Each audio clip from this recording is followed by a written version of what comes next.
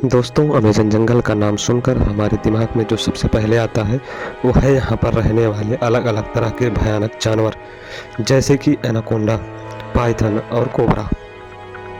लोगों का तो यहाँ तक मानना है कि अमेज़न जंगल में आज भी डायनासोर रहते हैं, और ऐसा कहा जाना एक तरह से बिल्कुल सही भी है, क्योंकि अमेज़न जंगल इतना घना है या कि अभी तक इसका सिर्फ 25% भाग ही देखा जा सका है, और बाकी के 75% हिस्से में क्या कुछ है ये जंगल हम मनुष्य से छुपाए बैठा है, अभी तक साइंटिस्ट भी जान नहीं पाए हैं। इस जंगल की विशालता का अनुमान आप इस अनुसार से लगा सकते हैं कि हर तीसरे दिन कोई नई खोज निकल कर सामने आती है। हम आपको इस वीडियो में अमेज़न जंगल के बारे में कुछ खास चीज़ें बताएंगे, साथ ही हम आपको ये भी बताएंगे कि ये जंगल का निर्माण कैसे हुआ था। वीडियो के अंत तक बने रहिएगा और वीडियो को एक लाइक और सब्सक्राइब जरूर करिएगा। दोस्तों, इस बात में कोई शक नहीं है कि दुनिया में सबसे ज़्यादा सुंदर और विचित्र प्रकार के जीव जंतु अमेज़न के जंगलों में ही पाए जाते हैं। इस जंगल के अंदर आकर ऐसा महसूस होता है जैसे हम किसी अलग ही दुनिया में आ गए हैं। इस समय दुनिया का सबसे घना जंगल अमेज़न है। इस जंगल में पाए जाने वाले एनाकोंडा बाकी देशों की तुलना में काफ़ी ज़्यादा बड़े होते हैं। इसके अलावा इस जंगल में प्राचीन वक्त के भयानक सांपों को देखे जाने का दावा किया जाता है, क्योंकि इस जंगल का क्लाइमेट बिल्कुल वैसा है जैसा कई लाख साल पहले धरती पर हुआ करता था। इस जंगल में बुलेटान जैसी चींटी और कई अनोखे जानवर भी मौजूद हैं, जो कि बस अमेज़न जंगल में ही पाए जाते हैं। जैसा कि हमने को पहले ही बताया कि अभी तक अमेज़न जंगल का आधे से कम एरिया ही देखा जा सका है, और बाकी का 75% हिस्सा ऐसा है कि जहां आज तक इंसान पहुंच ही नहीं पाया, क्योंकि ये इतना ज़्यादा घना है, इसके अंदर जाना ही किसी जोखिम से कम नहीं है, और इतने अंदर तक टेक्नोलॉजिकल सामानों को लेकर जाना और भी मुश्किल है। जैसा कि आपने जाना कि इसके क्लाइमेट लाखों सालों पहले की पृथ्वी जैसा ही है, तो वैज्ञानिक भी इस जंगल के साथ ज़्यादा छेड़छाड़ करके इसको बर्बाद नहीं करना चाहते। अमेज़न जंगल के अंदर जानवरों के अलावा आदिवासियों की कई प्रजातियां भी निवास करती हैं, और इस जंगल के अंदर कई प्रजाति तो ऐसी हैं जिनके बारे में हमें अभी तक कुछ भी नहीं पता है।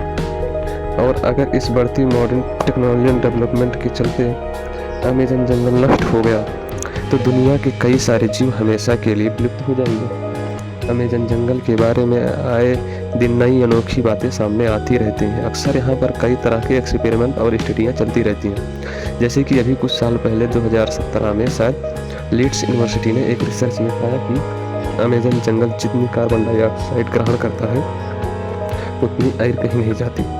इसके चलते यहाँ पर कार्बन एमिशन बहुत ही कम है, और यही कारण है कि यहाँ का वातावरण इतना अच्छा है। साइंटिस्ट कार्लोस लोबिल्स ने अपनी रिसर्च में बताते हैं कि जिस तरह से अमेज़न जंगल को आज के समय में काटा जा रहा है वह इस पृथ्वी के लिए बहुत ज़्यादा नुकसानदेह हो सकता है, क्योंकि ये जंगल पूरी दुनिया को 20% से अधिक साफ ऑक्सीजन प्रदान करता है। अमेज़न जंगल का क्षेत्रफल इतना बड़ा है कि ये 9 देशों की सीमाओं को छूता है, जिसमें से 60% ब्राज़ील, 13% फिर 10% कोलंबिया, और बाकी का हिस्सा Guyana, Ecuador, Venezuela, Bolivia, Suriname और फ्रेंच गुयाना तक फैला है। आप एक बार जानकर शॉकिंग हो जाएंगे कि जितने जानवर इस पूरी पृथ्वी में देखे जाते हैं उसके 1/3 जानवर अकेले अमेज़न जंगल में देखे जा सकते हैं। इन जंगल में पेड़ों की संख्या लगभग 4 अरब बताई जाती है, जिसमें 16,000 से ज़्यादा अलग प्रजातियाँ हैं। अमेज़न जंगल के कीड़ों की बहुत अधिक चर्चा की जाती है। कहा जाता है कि यहाँ पर जितने तरह के कीड़े और जीव जंतु मिलते हैं उनमें से कुछ ही फीसदी के बारे में साइंटिस्ट अभी तक पता लगा पाए हैं। यहाँ पर पाई जाने वाली ब्लड चींटियाँ कोई साधारण चींटियों जैसी नहीं है। कहा जाता है कि अगर ये किसी इंसान को डंक मार दे तो बंदूक की गोली लगने जैसा महसूस होता है। देखने में भले ही ये नॉर्मल चींटी की तरह छोटी हो, लेकिन इनके डंक में बहुत ही खतरनाक जहर पाया जाता है।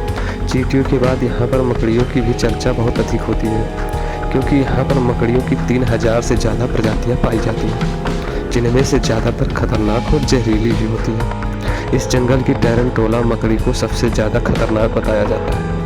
कहा जाता है कि यह मकड़ी अपने बालों को खतरनाक वेपन्स की तरह उपयोग करती है। अगर गलती से किसी इंसान की आंख में लग जाए तो बुरी तरह से घायल कर देते हैं। अब इतने कमाल के और छोटे जानवर बस यहीं पर देखने को मिलते हैं। ये तो हो गई इस जंगल के बारे में कुछ खास बातें, लेकिन इन सबसे बेहद जो खास है वो है कि ये जंगल कैसे बना।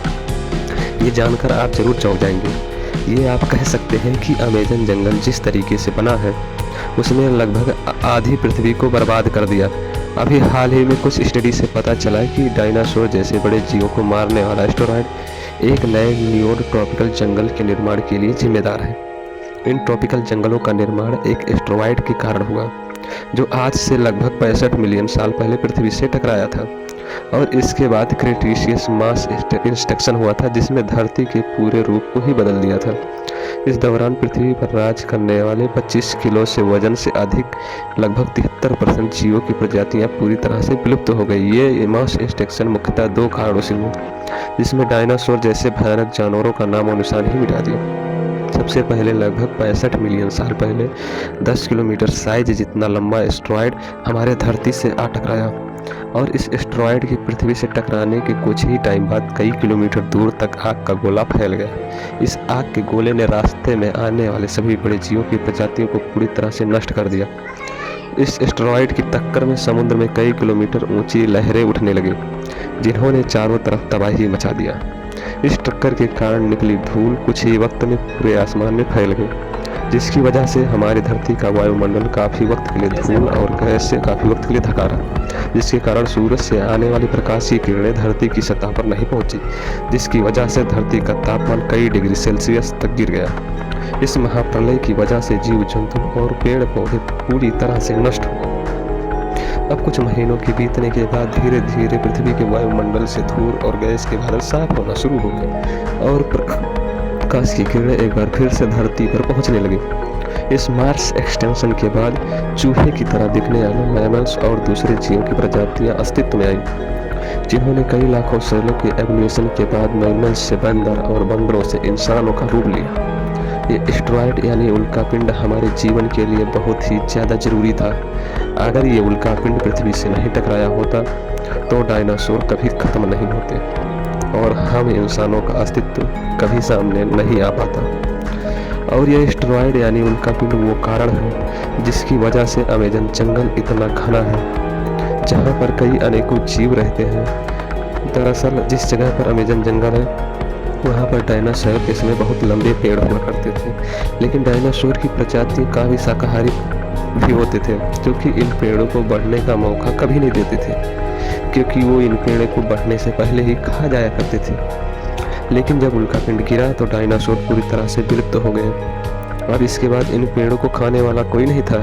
लेकिन जो ये उल्कापिंड था वो ठीक अमेज़न जंगल के ऊपर गिरा था, जिसकी वजह से उस टाइम में ये जंगल पूरी तरह से नष्ट हो गया था। यहाँ पर कोई भी जीव बचा ही नहीं था, साथ ही जगह पूरी तरह रेडिएशन से भर चुकी थी।